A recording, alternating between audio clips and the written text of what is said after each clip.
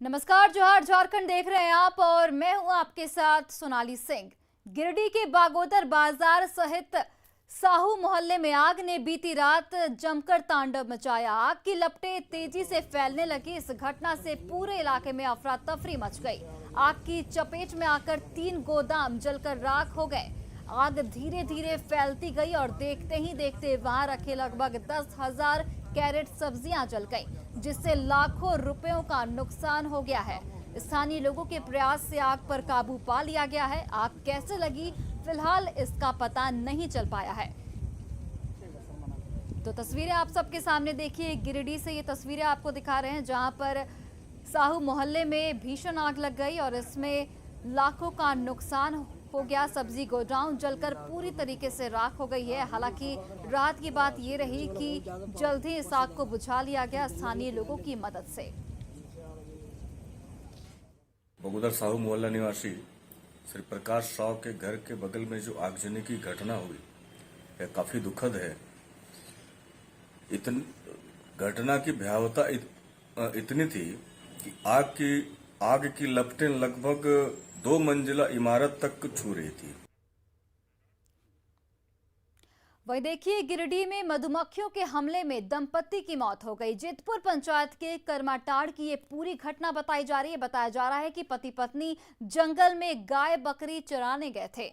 इसी दौरान मधुमक्खियों के झुंड ने उन पर हमला बोल दिया। शोर शराबा सुनकर गांव वाले मौके पर पहुंचे और दोनों को घायल अवस्था में अस्पताल लाया गया, जहां दोनों ने एक एक कर दम तोड़ दिया। आपको बता दें कि गिरिडीह में मधुमक्खियों का आतंक लगातार बढ़ता जा रहा है।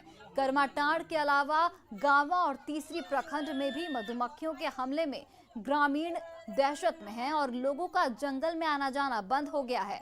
पिछले कुछ महीने में 10 से अधिक लोगों की मधुमक्खियों के हमले में मौत हो चुकी है। वहीं इस पर रोक लगाने के लिए कोई कदम प्रशासन की ओर से नहीं उठाया जा सका है।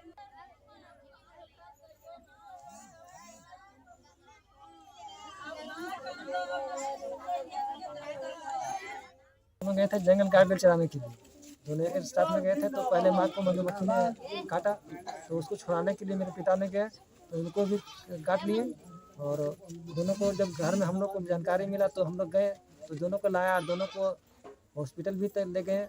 एगो वहीं जीवन धारा में जिसे दोनों को भर्ती कराए तो जीवन धारा में एगो एक्सपायर हो गया और एगो रेफर कर दिया धनबाद ले जा रहे थे तो रास्ते में। वही देखिए, अगर बात करें मधुमक्खियों की तो पृथ्वी पर मधुमक्खियों को ही सबसे अधिक अनुशासित और सामाजिक प्राणी माना जाता है, लेकिन इनका हमला भी बेहद खतरनाक होता है। आइए आपको एक एक करके बताते हैं कि मधुमक्खियों के हमले से बचा कैसे जा सकता है। जहां मधुमक्खियों का छत्ता हो वहां धुआं ना करें, छत्ते के आसपास हल्ला ना करें, इससे आप मधुमक्खियों के हमले से बच सकते हैं। मधुमक्खी दिखने पर शांत रहें। वहीं देखिए, हमला होने पर तेजी से सुरक्षित स्थान पर जाएं। अगर मधुमक्खी आप पर हमला करता है तो विचलित ना हो और सुरक्षित स्थान पर जाएं। ग्रामीण क्षेत्रों में पूरे कपड़े पहने। हमला होता है तो मुंह ढककर भागे ताकि आपके चेहरे पर मधुमक्खी हमला न कर पाए। जख्म अगर हल्का हो तो भी मिट्टी का लेप लगा लें और जहां मधुमक्खी ने काटा वहां लोहा रगड़ें, जिसकी वजह से उसका प्रकोप कम होगा। जख्म गहरा है तो फौरन डॉक्टर से संपर्क करें। रामगढ़ के बड़कागांव प्रखंड के हाहारो नदी पर पुल नहीं है। ग्रामीण अपनी जान जोखिम में डालकर उफनती नदी पार करने को मजबूर हैं। नदी से होकर झिकजोर, बरसो पानी, उरेज, देवगढ़ समेत 1 दर्जन गांव के लोग आना जाना करते हैं। इस साल नदी पार करते हुए 3 लोग बह गए। इनमें से 2 लोगों का शव कई दिनों बाद मिला, जबकि तीसरे व्यक्ति का शव आज तक नहीं मिला है। गांव में किसी के बीमार पड़ने पर सही समय से इलाज नहीं मिल पाता है। ग्रामीण सालों से पुल की मांग कर रहे हैं, पर अब तक पुल नहीं बन पाया है।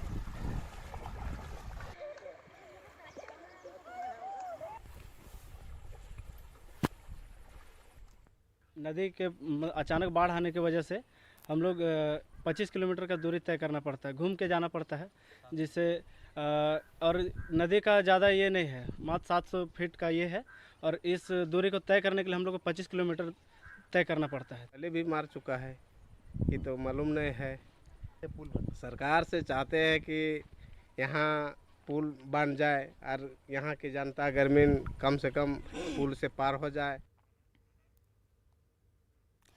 वही देखिए, किसी गांव को ओडीएफ घोषित करने की कितनी हड़बड़ाहट अधिकारियों में रहती है। वो कागज पर ही शौचालय बनाकर उसका उद्घाटन भी करवा देते हैं।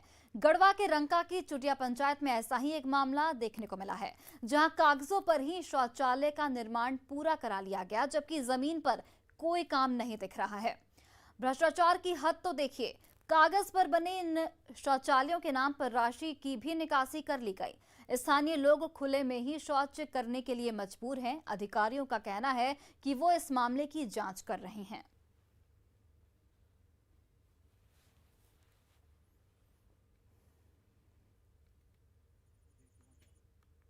मिला था बाकी नहीं मिला, ऐसे निकाल कर सब खा गए। शौचालय कहाँ है? शौचालय मेरे न को नहीं मिलल है। कहाँ शौचालय आपका है? अब हम मेरा शौचालय मिलवे नहीं किए तो कहाँ से रहेगा? तो पैसा कहाँ निकाल दिए आप? पैसा निकाल गए तो हमको पता नहीं चला, और पीछे सब खूब पता लगा कागज निकालने पर। पैसा क्या निकाला?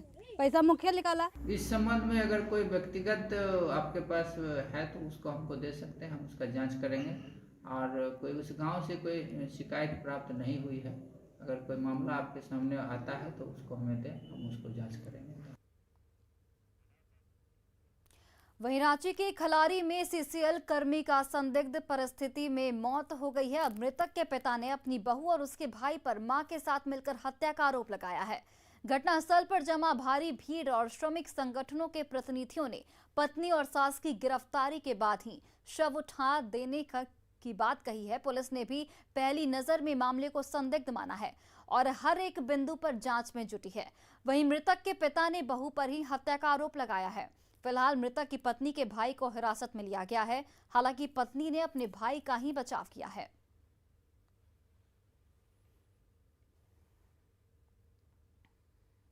तीनों मिलकर मर्डर किया। अकेले नहीं पिटा था सर जी, अकेले नहीं पिटाती। अमन के साथ पहले भी मारपीट हुआ है? हाँ, एकदम हुआ है सर जी।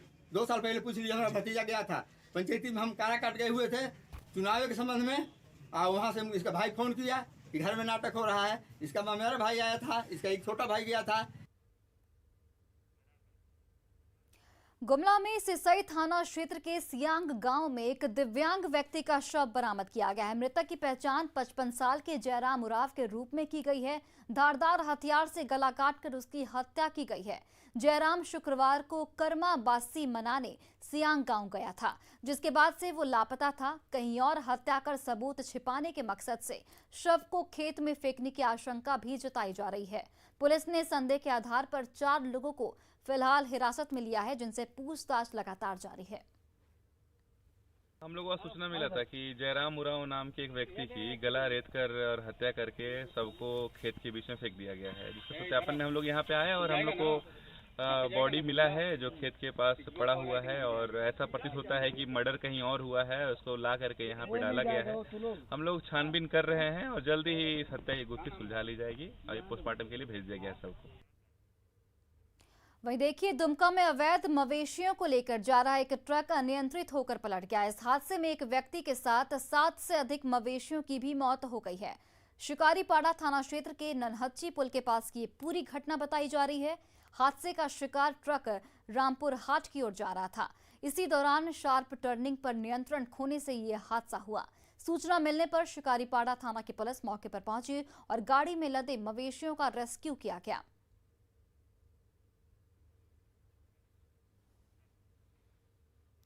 धनबाद के कतरास थाना क्षेत्र में अवैध लोहा स्क्रैप ले जा रहा एक छोटा ट्रक पलट गया। यह हादसा भगत सिंह चौक के पास हुआ। गाड़ी पलटने से बड़े साइज के बॉडी पार्ट्स सड़क पर गिर गए, जिससे सड़क जाम हो गया और गाड़ियों की लंबी लाइन लग गई। घटना सुबह होने की वजह से कोई बड़ा हादसा नहीं हुआ। वहीं अवैध लोहा और कोयला कारोबार को लेकर भगत सिंह स्मारक समिति ने धरना देने की बात कही है। और बड़ा लोहा कटिंग जो हॉल देखे बीसीसीएल का हॉल ट्रक है, इसका 1095 नंबर भी है।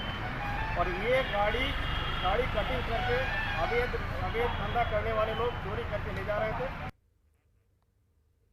बोकारो के ललपनिया में 22 सितंबर की रात हुई डकैती को लेकर ललपनिया पुलिस ने ताबड़तोड़ छापेमारी शुरू कर दी है। इस सिलसिले में ललपनिया पुलिस ने आज हिंदुस्तान केमिकल में छापेमारी की और एक कर्मचारी को हिरासत में लिया। वहीं मौके पर एल्युमिनियम कॉइल भी बरामद किया गया है। आपको बता दें कि तिलैया गांव में बने सब स्टेशन में डकैतों ने गैस कटर से 2 ट्रांसफार्मर के कॉइल काट लिए थे, जिसकी कीमत 15 लाख बताई जा रही है। डकैती मामले में अब तक 6 लोगों को गिरफ्तार किया गया है और 3 लोगों की गिरफ्तारी के लिए छापेमारी लगातार जारी है। ललपनिया का माल चोरी हुआ है, ठीक ना, मगर ललपनिया का माल यहाँ पर 1 केजी भी बरामद नहीं हुआ, ठीक ना। वो बार बार पूछ रहा था कि वो माल कहाँ है, वो माल लिया नहीं गया है, न है यहाँ पर। रांची सहित पूरे झारखंड में दुर्गा पूजा की तैयारी शुरू हो गई है। सरकार की ओर से पूजा पंडालों में 5 फीट की प्रतिमा निर्माण के साथ ही कोविड गाइडलाइंस के पालन के भी निर्देश दिए गए हैं। 7 अक्टूबर से शुरू हो रहे नवरात्र में दुर्गा पूजा पंडालों में नियमों के तहत छोटी प्रतिमा ही लगाई जाएंगी। इन निर्देशों पर कारीगर परेशान दिख रहे हैं, क्योंकि प्रतिमा निर्माण की उनकी तैयारी कई महीनों पहले ही शुरू हो जाती है और अब प्रतिमा को अंतिम रूप दिया जा रहा है। वहीं पूजा समिति भी सरकार की गाइडलाइन से नाराज है। रांची के बकरी बाजार पूजा समिति के आयोजकों ने कहा है कि वे मां दुर्गा पंडालों के साथ सजावट से कोई समझौता नहीं कर सकते। वहीं पंडालों में सीमित संख्या में लोगों के आने और बच्चों को रोकने से जुड़े नियमों के पालन पर भी पूजा समिति ने हाथ खड़े कर दिए हैं। देखिए, सरकार का काम है अपना आदेश देना, लेकिन सवाल है कि आप 15 दिन पहले आदेश देते हैं, उसका पालन करना बहुत मुश्किल हो जाता है।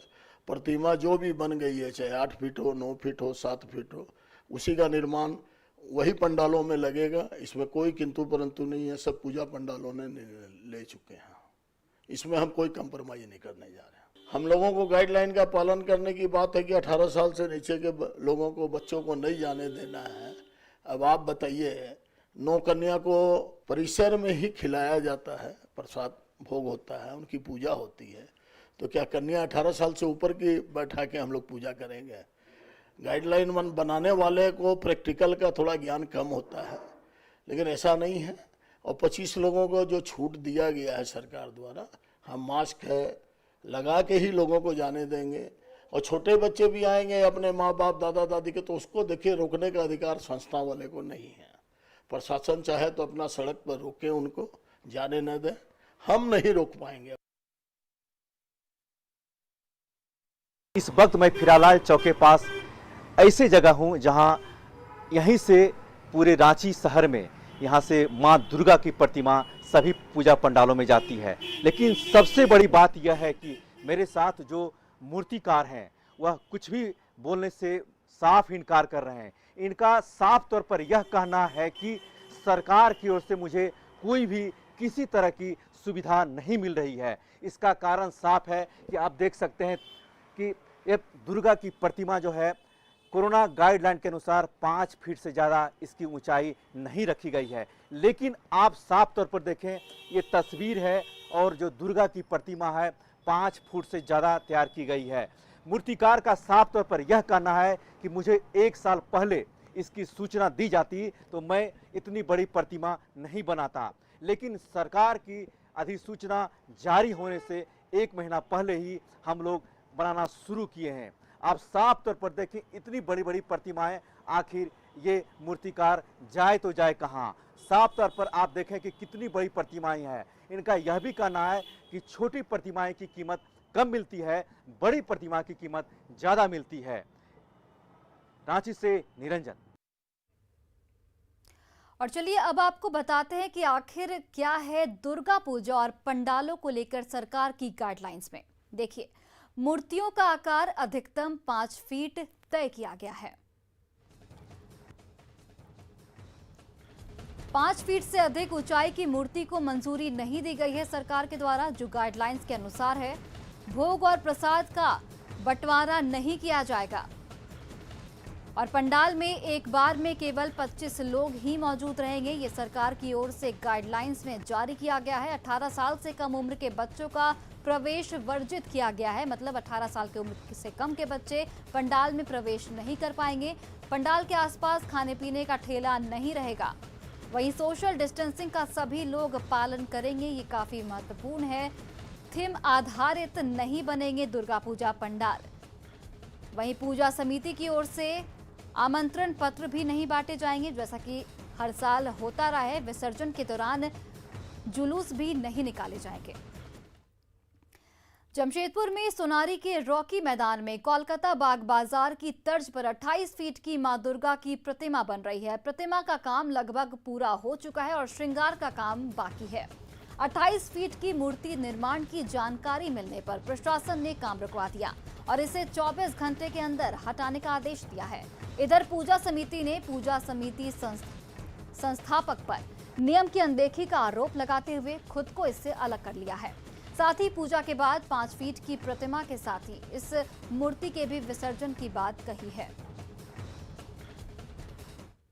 अभी फिलहाल जो है हमारी कमेटी ने ये फैसला लिया है, अगर जो हमारे संस्थापक हैं असित मोइत्रा, अगर वो सरकार के गाइडलाइन के अनुसार चलते हैं तो पूरी कमेटी उनके साथ है। लेकिन अगर वो अपने जिद पे अड़ते हैं कि नहीं मुझे इसी मूर्ति पे अगर आपका पूजा करना है, तो इस बार इस साल कमेटी किसी भी हाल में इस पूजा में इंटरफेयर नहीं करेगी, जिसके लिखित सोनारी थाना प्रभारी के जो है थाना प्रभारी को दे दिया गया है। तो जो गाइडलाइंस फॉलो करने के लिए बोला गया उसको हम लोग फॉलो कर रहे हैं और अगर वो हम लोग के साथ अगर 5 फीट की मूर्ति जो गाइडलाइंस में है अगर उसके साथ वो पूजा करने के लिए तैयार हैं तो पूरा कमेटी हम लोग साथ हैं और हम लोग पूरा सहयोग करेंगे। मगर ये इस मूर्ति की जो बन चुका है ये मूर्ति, हम लोग यही बोलना चाहें कि जिस दिन विसर्जन होगा उस दिन 5 फीट का जो मूर्ति होगा वो विसर्जन होगा, उस दिन इसका भी विसर्जन किया जाएगा। लोहरदगा में अनोखी शादी चर्चा का विषय बनी रही। यहाँ किस्को प्रखंड में हिसरी पंचायत के बरचोर गाय स्थित पिंपरी शिव धाम में एक युवक ने 2 युवतियों के साथ विवाह किया। इस शादी में माता पिता, ग्रामीण और पूजा समिति की भी सहमति थी। खास बात ये रही कि इस दौरान शादी के गवाह उनके बच्चे भी बने। दरअसल जोगियारीगढ़ टोली निवासी संजीत उराव का प्रेम प्रसंग कई साल से आर्या पंचायत की रिंकी से चल रहा था। उससे प्रेमी युगल को 3 बेटे बेटी भी हैं। वहीं हिसरी नवाटोली की कलावती के साथ भी युवक का प्रेम प्रसंग चल रहा था, जिससे भी उसका एक बच्चा है। लव ट्रायंगल में कई बार विवाद भी सामने आया। मामला थाने तक भी पहुंचा, जिसके बाद दोनों युवतियों की युवक के साथ शादी करा दी गई। अब उम्मीद जताई जा रही है कि शादी के बाद इनका जीवन सुखमय बीत सकेगा।